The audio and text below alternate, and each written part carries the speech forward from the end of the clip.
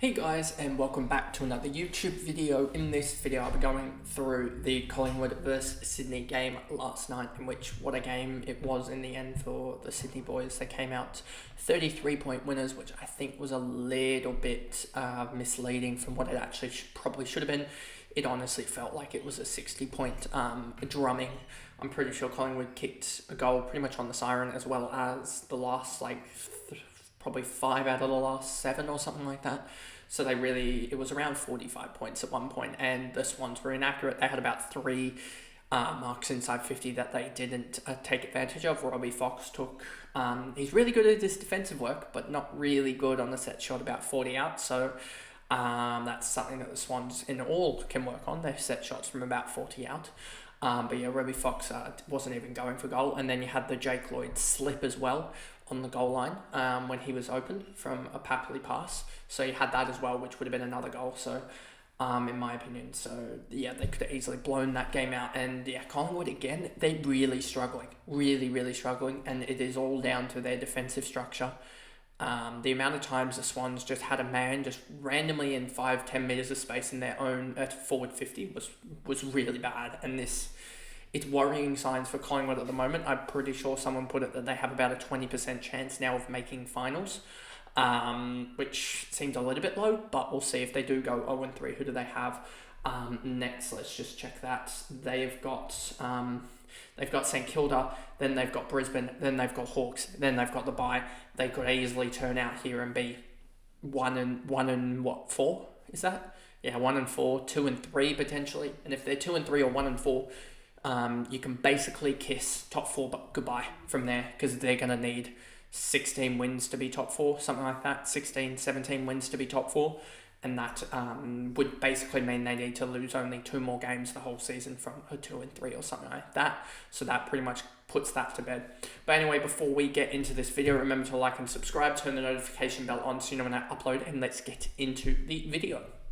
So Dacos 1, 2, 3, and I kind of didn't expect him to go this large, but also at the same time did involve goal. I know he will kick goals probably regularly, but I don't think it'll be 100% regular, so that probably knocks him down to like a 120. Had a couple of also a free kick as well where he shouldn't have gotten it, etc. So that there was a couple of iffy things as well. But a 1, 2, 3 is right on the range where it's like it's good for faders, but it's also good for people that have him.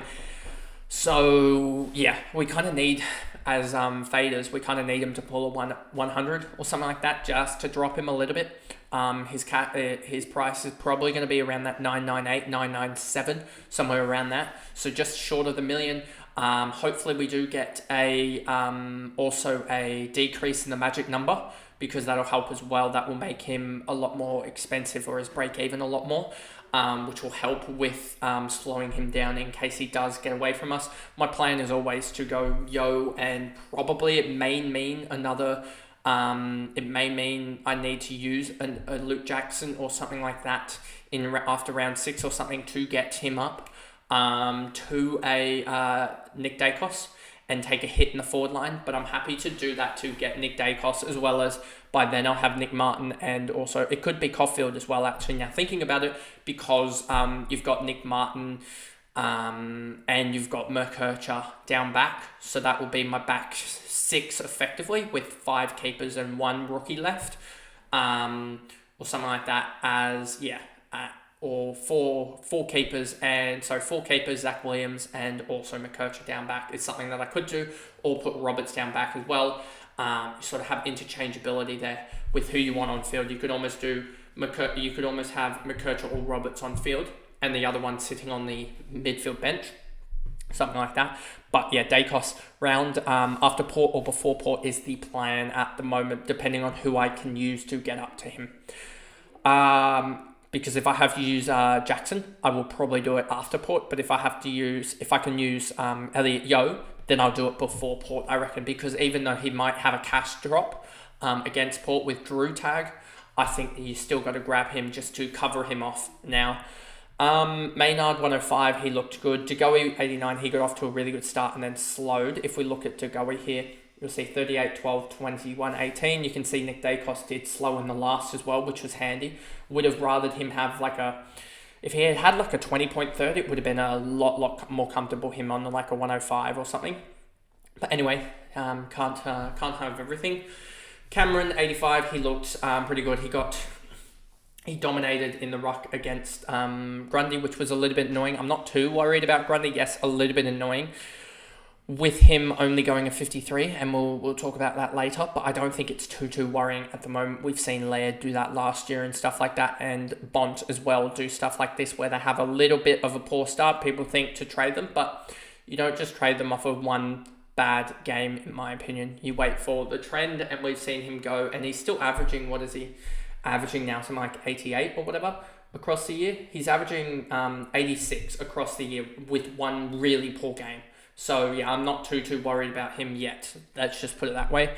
Cameron, Pendlebury, McCreary, Moore, Hoskin, Elliott, Quain. None of these guys are really relevant at all. Josh Dacos really poor. A 55 from him, so just showing the wing role really can get caught up. This was the same as Gordon last week. You can just have a stinker in the wing role. Markov, and then Dean, maybe for those people that have corrected or have to correct from Gibcus, I reckon Dean is your out here. Should go up to around 240k, and Gibcus probably around that. I think Gibcus is staying around the same price. Let me just check that for you guys. Gibcus, I believe, is around about that 250. So you will gain about 10k doing that trade from Gibcus to Dean for those people. And I think that is the best way to just get out of Gibcus, is just go down to Dean.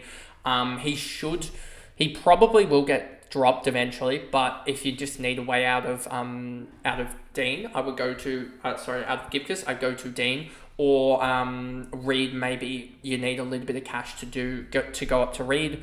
But those are the two options there, I reckon. Side bottom, Myercheck, Chris, McRae, and Johnson. Johnson was horrific. McRae should be, I reckon they need to play McRae actually in the game. Like, his time on ground was something around that 27% as well for that 27. So yeah, I reckon he's a really good player, and almost needs to either get played full games or just get out of Collingwood at this moment, because he is a worthwhile player. He could fit into most sides midfield, to be honest. His clearance work is really good, considering the limited time on ground that he gets. Then we go over to Heaney, and this is what we were talking about with Heaney, and we will get almost a direct number for Heaney. Heaney will jump up to 809k. Huge jump. That is exactly the cash gem we were looking out of Heaney.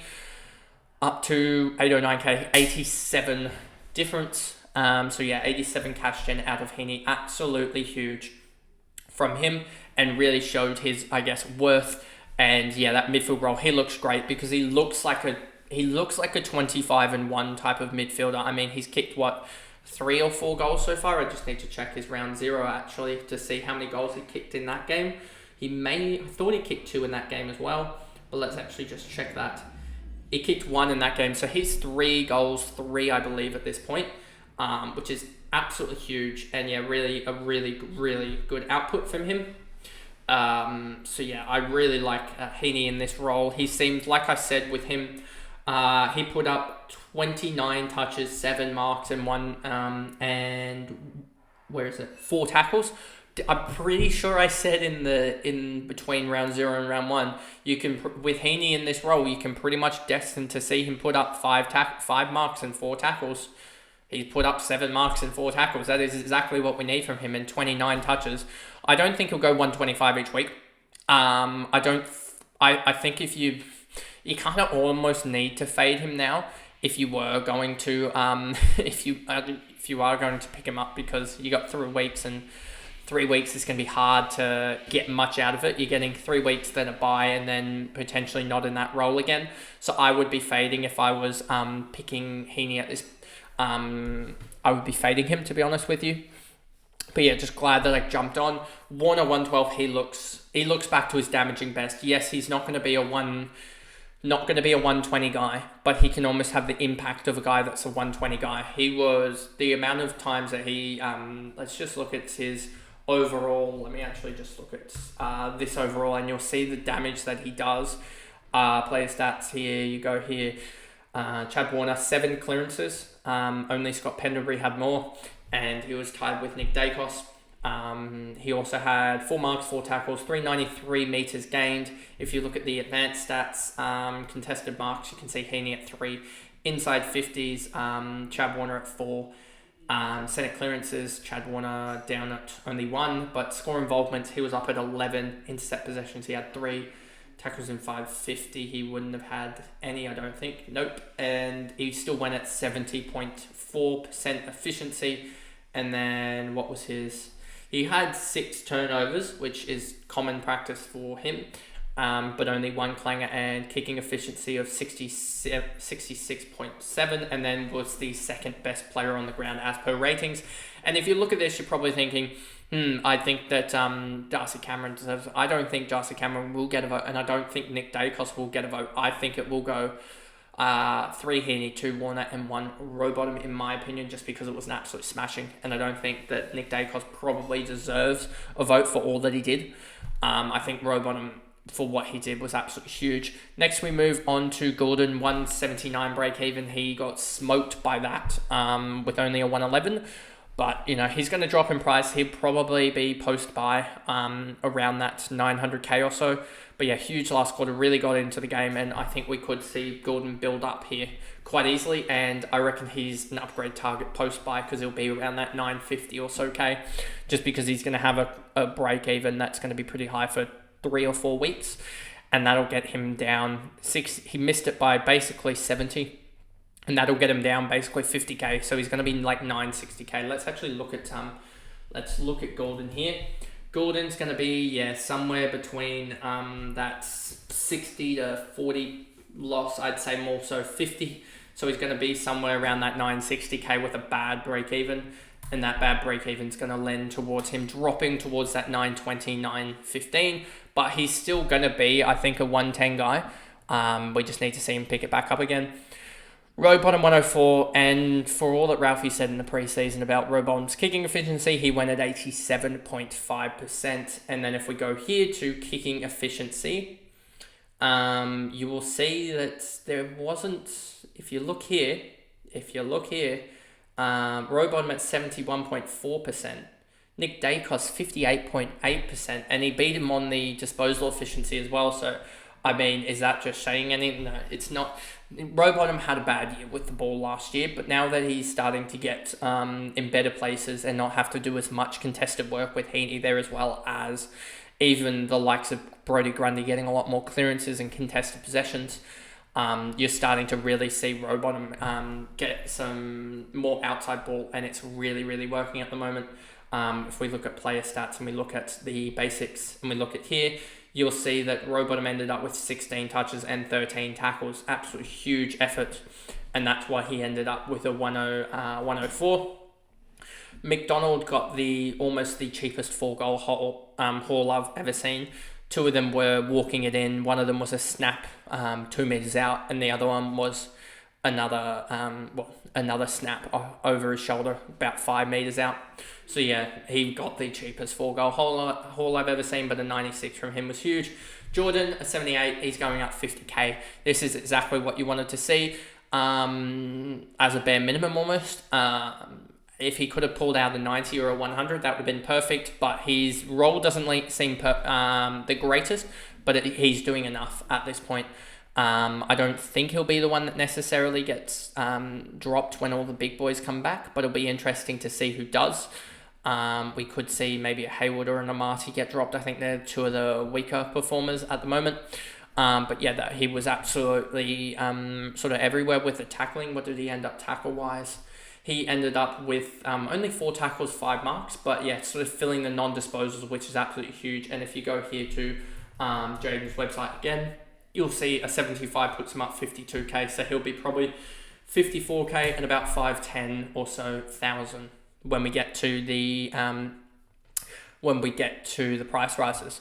Blakey was all right, but again, it's Blakey. He's not going to do. He's going to be a 70s, 80s guy. McInerney 75, Papley 74, McCartan 69, Florence 69. You see all these ball distributors here in the 60s and 70s, and this is the problem with the Swans is.